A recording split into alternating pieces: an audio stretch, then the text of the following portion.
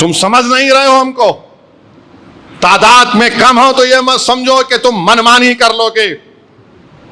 कानून की बालादस्ती होनी चाहिए। अरे जालिमो, तुम इतने बहादुर बनते ना। अमेरिका का ट्रेड मिनिस्टर कह रहा है, यहां पर आकर कह रहा है कि हम भारत को चाइना की तरह उठने नहीं देंगे। हम भारत को चाइना की तरह उठने नहीं देंगे। क्यों? क्या भारत तुम्हारा गुलाम है? अमेरिका के मिनिस्टर। अरे गोरी चमड़ी वाले, ये भारत ने तरक्की की तो तुम्हारा क्या रोल रहा उसमें? मगर ये आरएसएस बीजेपी वाले, दम निकलता है गोरी चमड़ी को कुछ बोलने के लिए।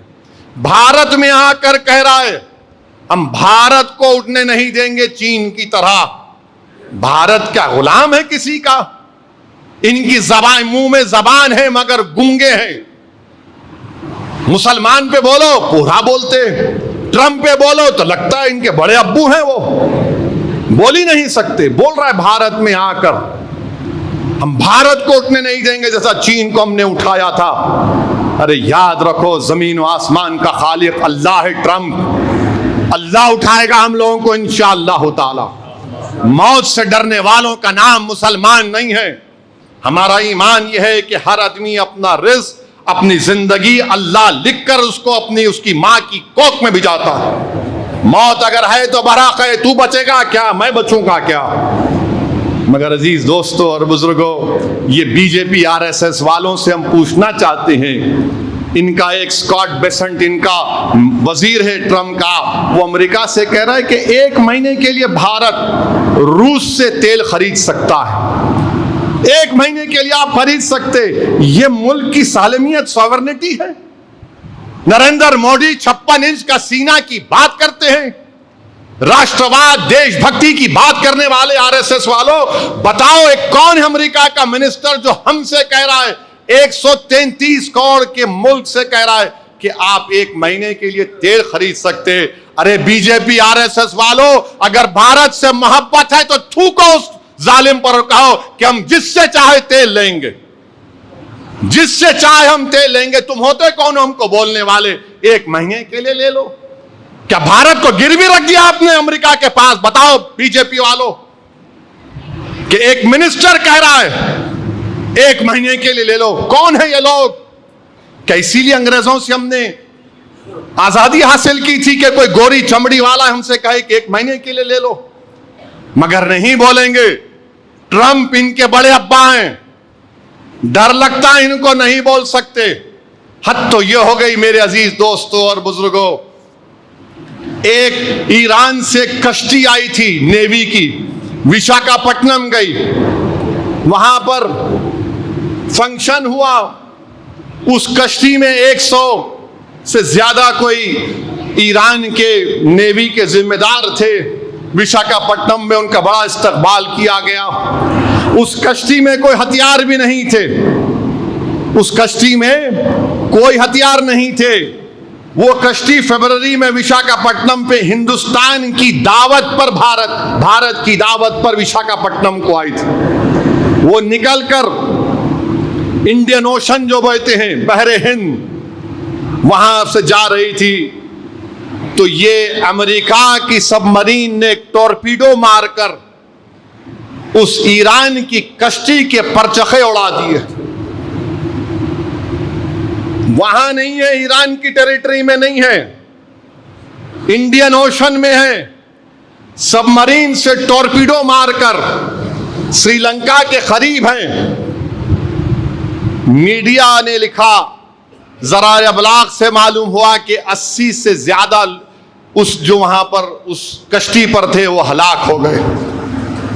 आप बताइए, मैं पूछना चाह रहा हूं जो कह रहे हैं कि 25 करोड़ को निकाल कर फेंक दो, जालिमों, अगर वो चीन की कश्ती इतनी करीब आ जाती तो तुम क्या करते बताओ?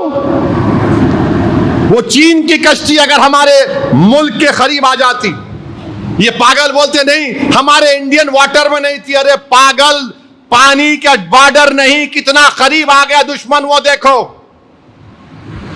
भारत के वजीर आजम की जिम्मेदारी है, दस्तूरी जिम्मेदारी है, कॉन्स्टिट्यूशनल रेस्पॉन्सिबिलिटी है कि बताए देश को कि क्या हुआ। ये हम अमेरिका से क्वाड में हैं, क्या अमेरिका को आपने बताया था कौन सा जेसीओ सब एग्रीमेंट साइन किया आपने?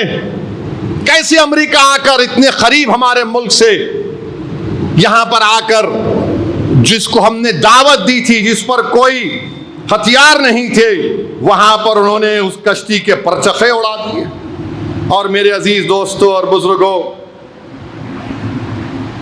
बताना यही चाह रहा हूं कि अगर इसी तरह से माहौल चलता रहेगा, ये हुकूमत अगर शुतुरमुर्ग की तरह अपने चेहरे को जमीन के अंदर छुपा लेगी, तो फिर याद रखिए नुकसान आपको होगा।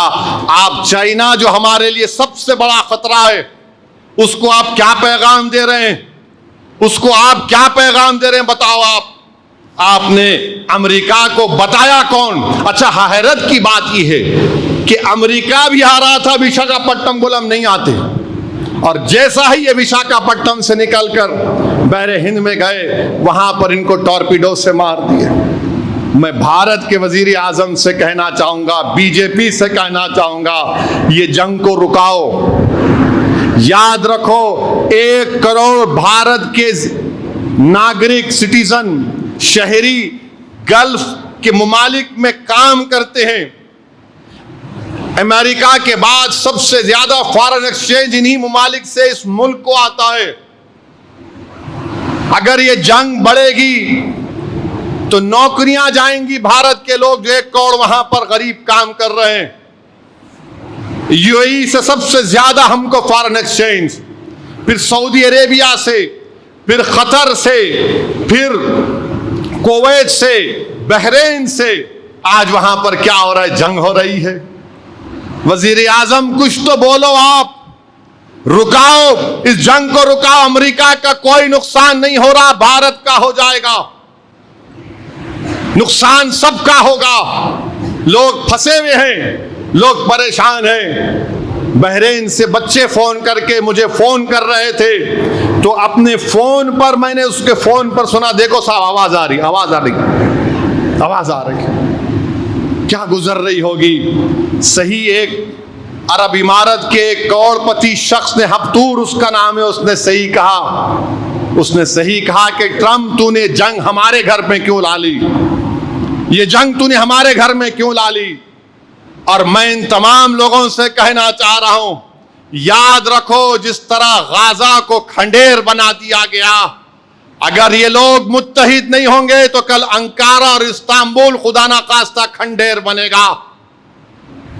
दुबई अबू धाबी खंडेर ना बन जाए, कुवैत खंडेर ना बन जाए। याद रखो, अगर आज गाजा है तो कल सबकी बारी है। याद रखो, ये इजराइल रुकने वाला नहीं है। ये ग्रेटर इजराइल को बनाना चाहता है। ग्रेटर इजराइल का मतलब कि आधे से ज्यादा अरब ममालिक को हासिल कर लो, और इन जालिमों की, इन शैतानों की नजर मदीने तक है। इन जालिमों की, वो आज भी खैबर की शिकस्त को नहीं भुला सके। वो आज भी खैबर को नजर उठाकर देखते हैं। तो हम अल्लाह से सिर्फ दुआ कर सकते हैं कि अल्लाह इन तमाम को अक्ल सलीम अता करे। और ये क्यों दुश्मनी? क्योंकि अरब ममालिक में इनको पसंद नहीं आ रहा है कि इसकी रौनक, इसकी खूबसूरती, उनका निज़ाम, उनमें तरक्की हो रही है, तो उन तमाम को बर्बाद करने के लिए। और एक पैगाम तो मिल गया, बचाने वाला ट्रंप नहीं है, बचाने वाला अल्लाह है। बचाने वाला अल्लाह है, और अल्लाह ही बचाएगा इंशाअल्लाह ताला। अगर हम अल्लाह पर तवक्कल नहीं करेंगे और ट्रंप पर करेंगे तो आफतों को दावत देना पड़ेगा। अगर हम गाजा के उन 70,000 मजलूमीन को, जिनकी जानों को अमेरिका और इजराइल ने चूस लिया, अगर हम उस पर लबकशाई नहीं करें तो देखो क्या हो रहा है आज। मगर जरूर अल्लाह सुब्हाना व ताला, अल्लाह जब्बार है। हम अल्लाह से दुआ करते हैं कि अल्लाह तुझे तेरी जब्बारियत का वास्ता, ये जालिम नेतन्याहू को तू आप देख ले या अल्लाह, जो पूरे खित्ते में, पूरी दुनिया में एक फितना और जुल्म बर्पा कर रहा है। हम देश के वजीर आजम से बोलेंगे, ये IMEC का प्रोग्राम, India Middle East economic corridor, वो क्या है बताओ आप? क्या है बताओ आप? गए, आपके जाने के 2 दिन के बाद हमला हो गया। अब जंग के हालात बदल चुके हैं, जंग के तरीके बदल चुके हैं, और हम अपने मुल्क के दिफाई एक्सपर्ट्स को भी कह रहे हैं कि देखो, एक $20,000 का ड्रोन $2 बिलियन की इक्विपमेंट को बर्बाद कर दिया। तो ये चीज हमारे हुक्मरानों को भी सोचना चाहिए। आज अगर अमेरिका की सबमरीन हमारे मुल्क के करीब आकर टॉर्पीडो से उस कश्ती को बर्बाद करती है जो भारत की दावत पर विशाखापट्टनम को आई थी, और आज आप खामोश बैठे हुए हैं, तो कल चीन का सबमरीन आएगा, कल चीन का एयरक्राफ्ट कैरियर आएगा। ये जब आप क्या करेंगे? अरे बीजेपी वालों, मुसलमानों से नफरत तुम कब तक करोगे? देश को खतरा किससे है देख लो, देखो, समझो। ना समझोगे तो मिट जाओगे। याद रखो, ये आफतें आ रही हैं।